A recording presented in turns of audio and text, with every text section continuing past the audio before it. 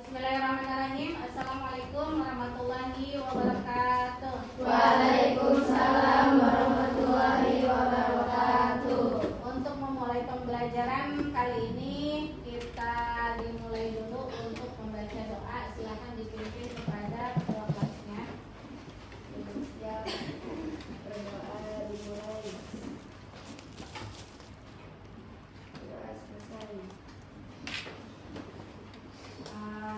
Untuk absen jangan nyebutkan hadir, tapi yang ada yaitu kata motivasi hari ini.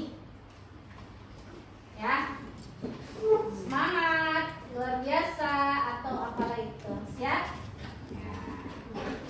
Agni Rasika, yang keras ya. Alia Indri,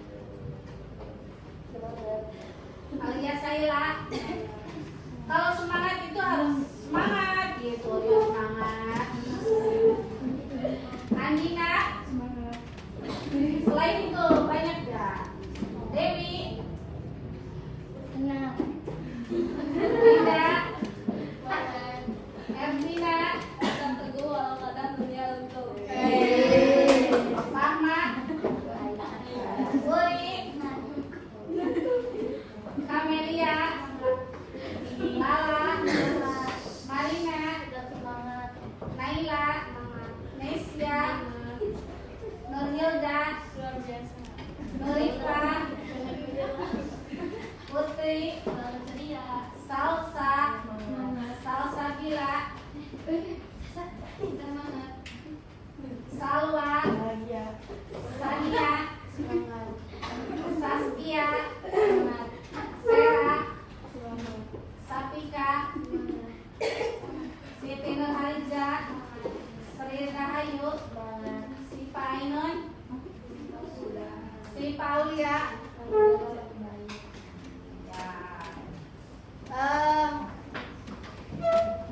Ini dulu yuk, kita berdiri dulu sebelum materi dimulai.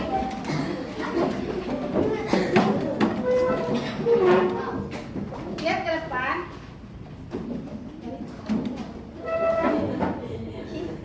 Dulu kita is breaking dulu. Jangan dilihat tulisannya, tapi lihat warnanya. Ya. Yang nggak kelihatan sini ke depan. Sebutkan warna, bukan tulisan.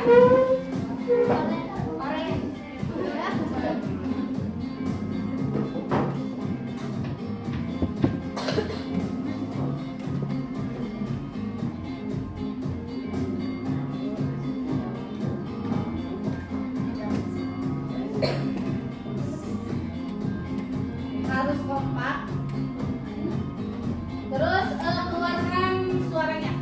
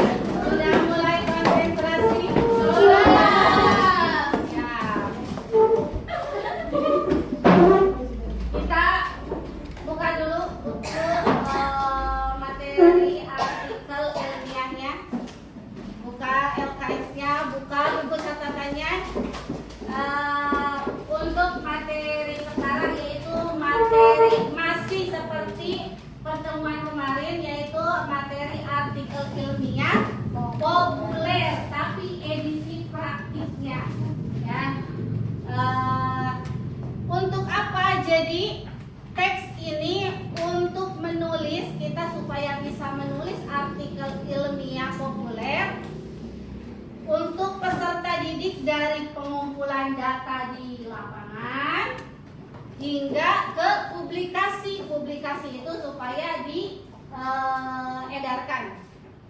Jadi tujuan pembelajaran ini yaitu yang pertama untuk pengumpulan data. Jadi kalian harus merencanakan, harus mempraktikkan pengumpulan data di lapangan melalui metode wawancara dan pengisian kuesioner. Yang kedua tujuannya yaitu kalian harus mampu menganalisis data hasil riset ini secara kritis. Jadi kalian harus bisa menyusun teks dengan memanfaatkan kalimat analogi, kalimat perbandingan, dan sinonim dan antonim supaya mudah dipahami tulisan kalian. Selanjutnya, ada pertanyaan. Pertama, jika kalian ingin tahu seberapa banyak teman sekelasmu yang hobi tidur Banyak. larut malam atau tidur bergadang, bagaimana cara membuktikannya agar tidak dibilang hoax? Bagaimana? Berarti apa? Telusuri lebih dalam. Berarti kalian harus mempunyai data, harus mengumpulkan data. Kalau misalkan kalian bilang kelas 8 semuanya suka tidur di kelas pada saat jam pelajaran, tidak punya data, tidak pernah mewawancarai anak yang suka tidur, tidak pernah mencari tahu dengan kuesioner, berarti kalian itu pernyataannya dibilang hoax atau bohong. Tapi kalau misalkan kalian sudah punya data, pernah menganalisis, berarti data kalian itu valid, benar, bukan hoax. Jadi yang pertama, kalau kalian mau membuktikan, jadi harus mempunyai data. Yang kedua, bagaimana cara menjelaskan konsep radiasi HP? HP itu ada radiasi kan? Ada. Kalau radiasinya dampaknya kemana? Ke mata, susah konsentrasi belajar, selalu mengantuk di kelas, itu ada dampak dari radiasi HP. Bagaimana cara menjelaskannya? Ada yang tahu? Cara menjelaskannya yaitu kalian harus banyak baca artikel tentang HP dan radiasinya. Jadi kita melanjutkan untuk praktiknya. Langkah pertama, berburu data empiris, berburu data di lapangan. Jadi kalian kalau mau menulis artikel ilmiah populer itu gimana? Jadi kalian harus menulisnya diawali dengan keresahan. Kalian meresahkan atau tidak serak dengan fenomena yang ada di sekolah misal, atau yang ada di pesantren. Kalian bisa mengangkat judulnya dengan keresahan kalian. Topiknya tentang HP bisa, tentang kenapa peraturan di pesantren selalu ketat, tidak ada istirahatnya. Itu keresahan kan? Bisa diangkat jadi judul. Terus data ini yang pertama itu kalian mengangkatnya dari keresahan, dibuatkan judul, yaitu langsung kalian mengumpulkan data. Nah, jadi kita akan melakukan mini riset untuk mengumpulkan data melalui instrumen yang terencana dengan baik. Lanjut. Bagaimana metode pengumpulan data di lapangan? Ada dua tadi. Dengan wawancara. Yang pertama, yang kedua dengan kuesioner. Apa sih wawancara itu? Jadi, wawancara terstruktur dilakukan dengan cara mengajukan pertanyaan. Kalian mengajukan pertanyaan kepada seseorang atau beberapa orang. sebagai narasumber. Jadi yang diwawancara itu namanya narasumber. Terus kuesioner. Nah, kalian bisa menyebarkan angket atau pertanyaan melalui kuesioner tulisan. Bisa 5 sampai 10 siswa. Next. Selanjutnya kalian harus mengolah dan menjinakkan data. Jadi pengolahan data ini harus dianalisis lagi. Kalau misalkan kalian sudah mempunyai data dari wawancara, sudah mempunyai data dari kuesioner, selanjutnya data itu yang 2 itu diolah. Kalian sebagai penulis tidak boleh menambahkan atau mengurangi data itu. Misalkan nih, ini kan contoh kuesioner ya, angket. Kalian mah hanya cuma mengumpulkan saja, nanti diolah, dikumpulkan.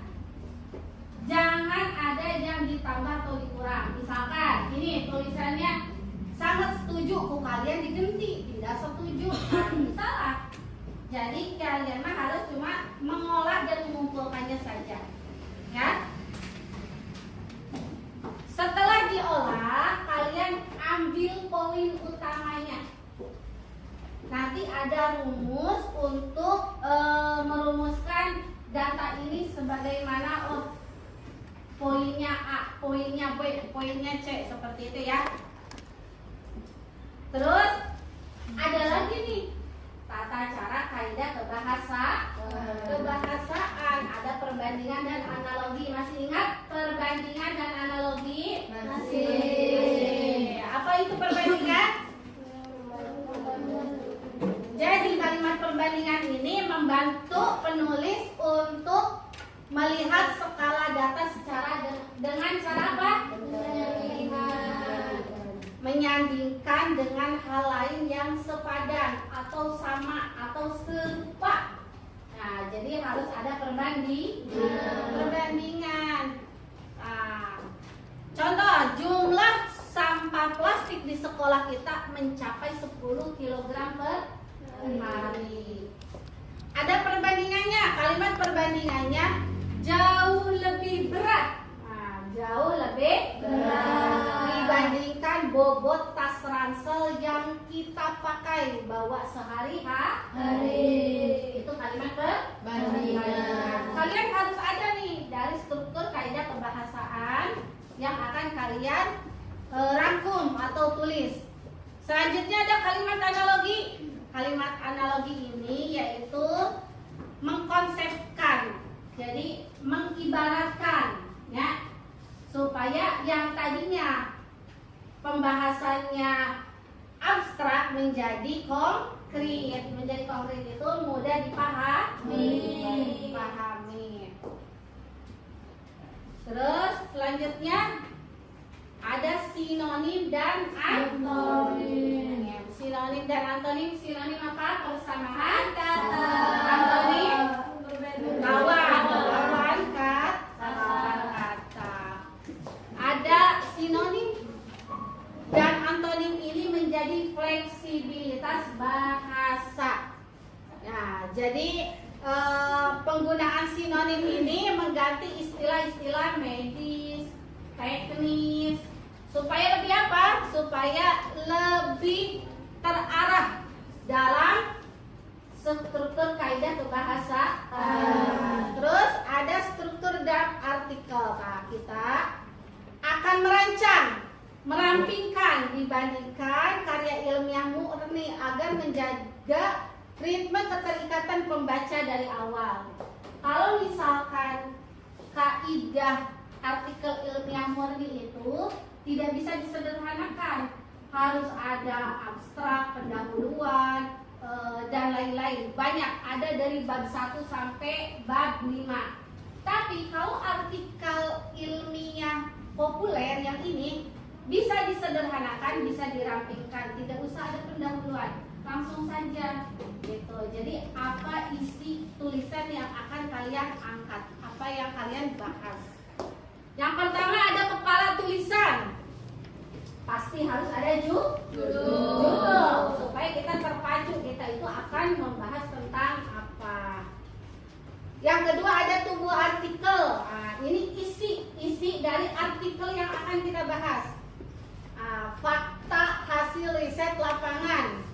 Jadi ini harus berbasis teori di lapangan, teori buku harus ada.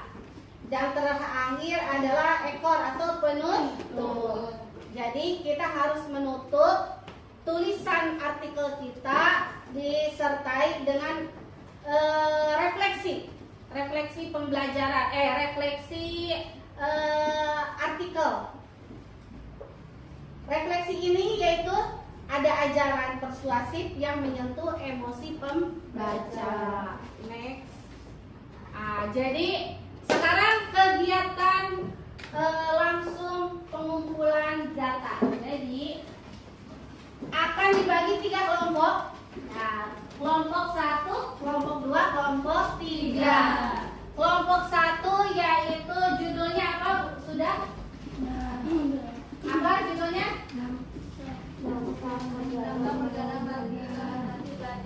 Dampak bergadang bagi konsentrasi belajar. Yang kedua, kelompok 2 apa? Konsumsi jajanan manis. Yang ketiga, efektivitas penggunaan gadget untuk belajar versus main game. Penggunaan gadget untuk belajar versus main game. Setelah kalian sudah menentukan judul masing-masing tiap kelompok, kalian harus mencari narasumber, mencari siapa orang yang akan diwawancarai terkait dengan judul kalian. Wawancarai 2 orang, siapkan pertanyaannya, minimal beberapa pertanyaan ya. Terus yang kedua, setelah wawancara kalian lanjut ke kelas masing-masing, ke kelas lain untuk mencari atau memberikan angket kuesioner. Jadi kuesioner ini kalian bagikan secara acak ke siapa aja untuk diisi, ya. Nanti setelah itu kalian kumpul lagi di sini, langsung diolah datanya. Gitu. Bisa dipahami? Insyaallah. Sekarang sok siap-siap untuk 2 orang mencari narasumber setiap kelompok. Nomor 1. Apakah kamu sedang begadang? Apa alasanmu melakukan begadang? Contohnya Seperti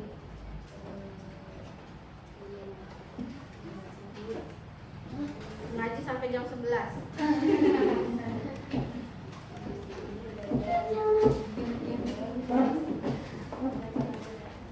Curhat.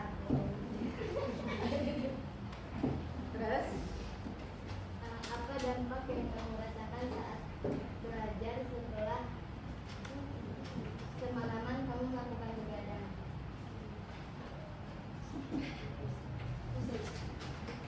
pusing, ngantuk di kelas. Ya, sering tidur.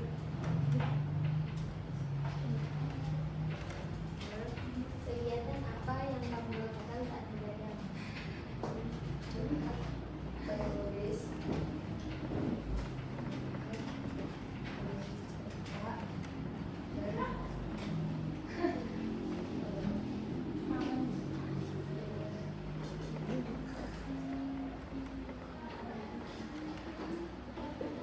Apakah begadang memiliki dampak baik atau buruk terhadap konsentrasi belajar?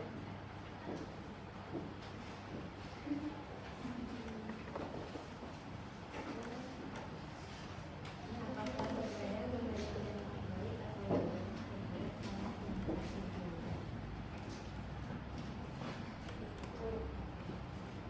Jika sudah tahu bahwa begadang berdampak buruk, untuk apa diri kamu sendiri, mengapa kamu masih melakukannya?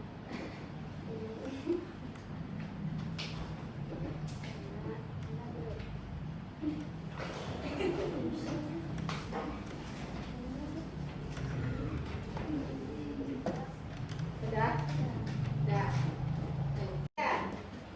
Apa dampak memakan makanan manis?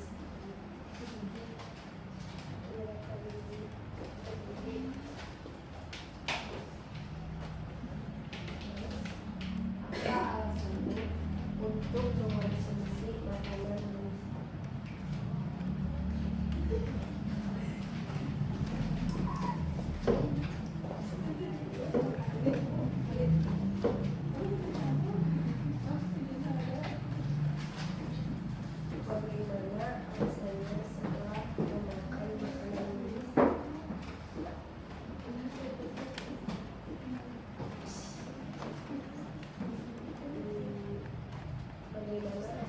tidak memakai makanan manis 1 hari saja.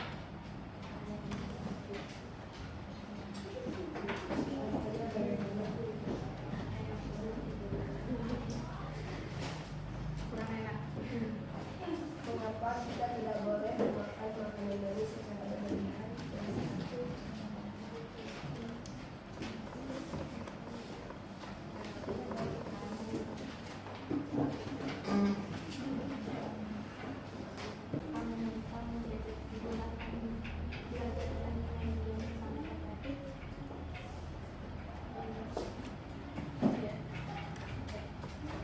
Kamu lebih sering menggunakan media untuk apa? Untuk mencari Informasi apa?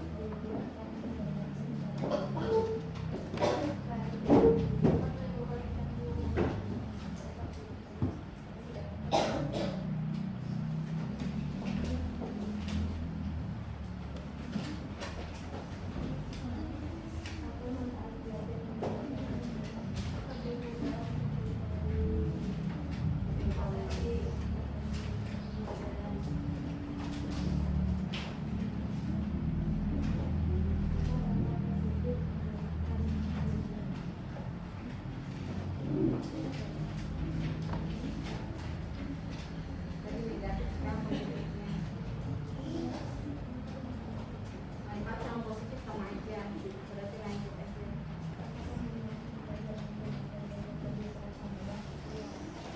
Karena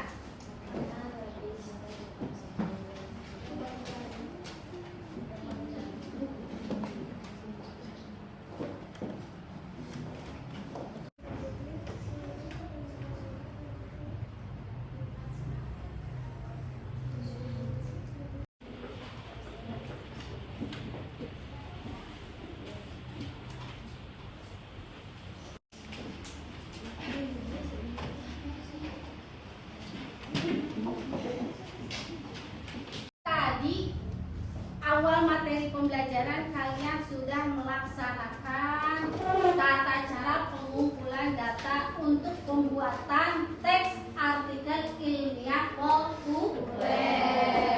Tahapannya yang pertama kalian mengumpulkan data secara apa? Pertama wawancara. Yang kedua kuesioner kepada beberapa teman kelas yang di sebelah, ya. Terus selanjutnya kalian mengolah data itu, dirumuskan dan menjadi satu poin utama. Satu poin utama itu termasuk dengan ada kalimat perbandingan, ada kalimat analogi. Setelah itu kalian harus buat satu paragraf tentang artikel yang sudah kalian susun dari judul awal. Berarti misi kalian menjadi jurnalis sains cilik itu sudah berhasil.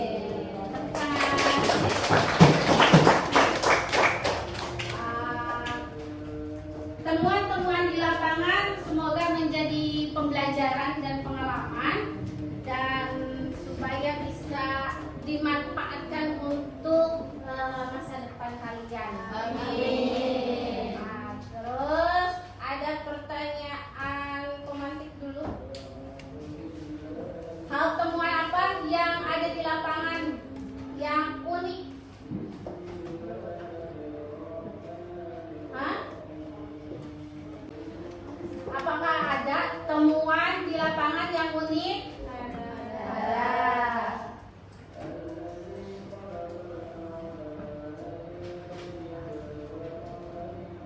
Dan untuk hasil LKPD selanjutnya nanti dikumpulkan oleh ketua kelompoknya.